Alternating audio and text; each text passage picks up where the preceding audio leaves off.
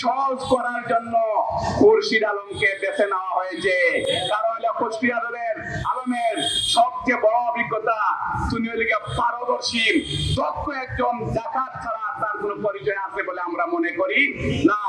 সেই দিন ইসলামী ব্যাংকের একটা তলাবিহীন জুড়িতে তারা সেটি রূপান্তরিত করেছিল। এই সরকারকে আমরা বলবো, আপনারা অবশ্যই শুধু বিবেচনা করবেন না, আপনারা দ্রুত আপনাদের সিদ্ধান্তকে পরিবর্তন করেন। আপনারা এদেশের মানুষের আবেগ অনুভূতির প্রতি আপনারা সম্মান প্রদর্শন করবেন। আজকে যে এমডিকে অপসারণ করতে বাধ্য করা হয়েছে, চেয়ারম্যানের শেষ রক্ষা হয় নাই, একটা পর্যায়ে তাকেও কি পদত্যাগ করতে হয়েছে।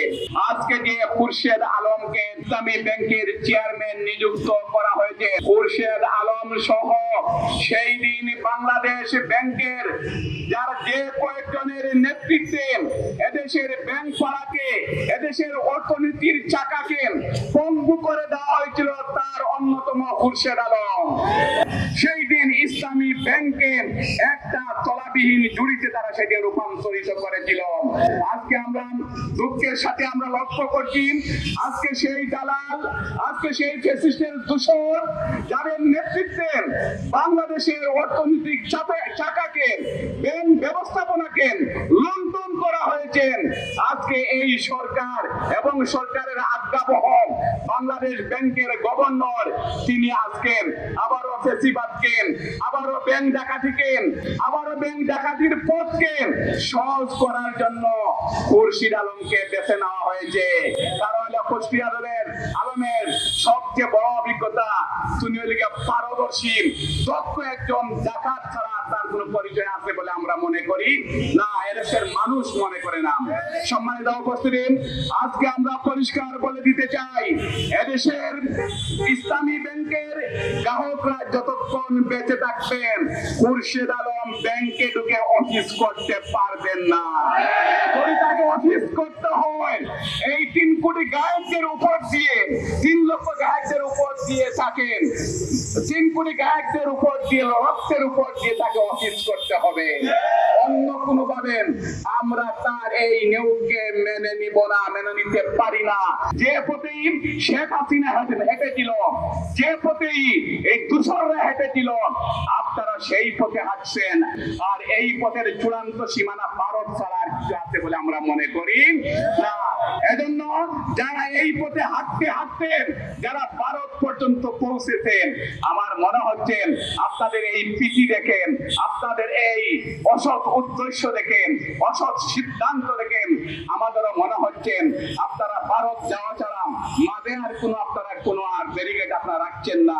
আপনাদের এত প্রয়োজন হলো, আপনারা চুরি করতে অনভিজ্ঞ, আপনারা এভাবে চুরদেরকে আবার ভাড়া করে নিয়ে এসেন, আপনারা চুরির পথকে আবারও সুগম করবেন। এদেশের মানুষ এত সহজে আপনারা এই কাজ করবেন, এদেশের মানুষ এটা চিন্তাও করতে পারে নাই।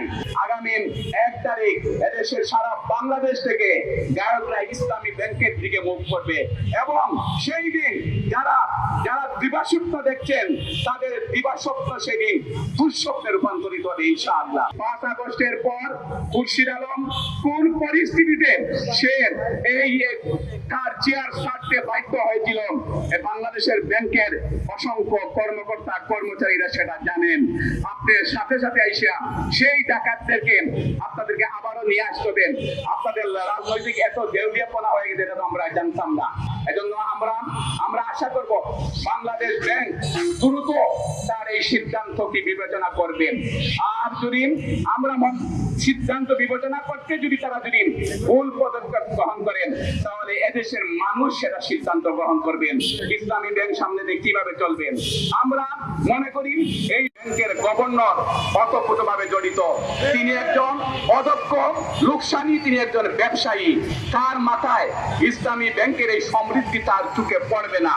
আমরা তার পদত্যাগ চাচ্ছি, কারণ ইতিমধ্যে তিনি যা প্রদর্শন করেছেন, আবারও চুরদের পথকে তিনি সুগম করে দিচ্ছেন।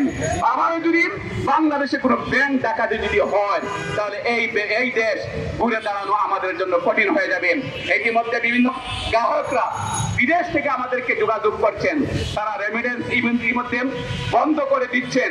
তাদের এই প্রান্তীয় ব্যাংকে তারা রক্ষা করার জন্য তাদের আমানত সহ তারা আরো অসংখ্য পদক্ষেপ গ্রহণ করতে তারা বাধ্য হবেন। ইউএফটি ফার্স্টের সাথে ট্রেড করুন যে কোনো জায়গা থেকে, ক্যাম্পাসে ক্লাসের ফাঁকে, ঢাকার জ্যামে বসে কিংবা ঘরে বসে।